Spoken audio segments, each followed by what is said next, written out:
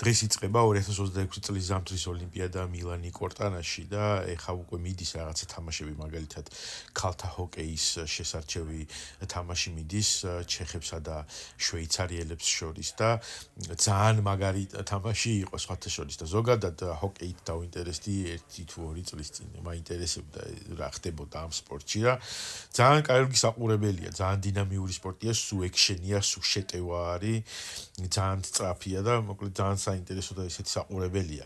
ხო და ეხა ჩავრთე ოლიმპიადის გახსნამდე არის ეს შესარჩევი თამაში და ქალთა ჰოკეი და ზოგადად ქალთა სპორტის მიმართ რაღაც სკეპტიკური დამოკიდებულება არის ხოლმე.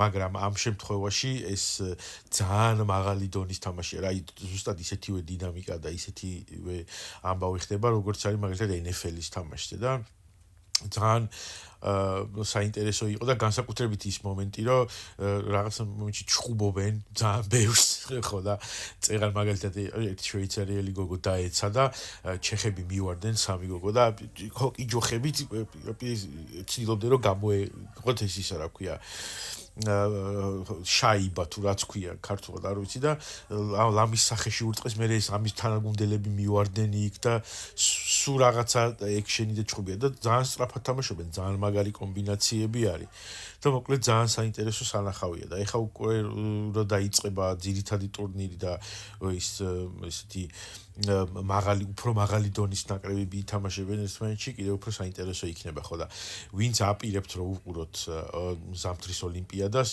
ჰოკეიში გაერკვიეთ და იცოდეთ რომ ძალიან საინტერესო იქნება ქალების ჰოკეიც მათ შორის და ძალიან საინტერესო და ძალიან ისეთი გასართობი სანახაობა არის მოკლედ და აუცილებლად გირჩევთ რომ უყუროთ.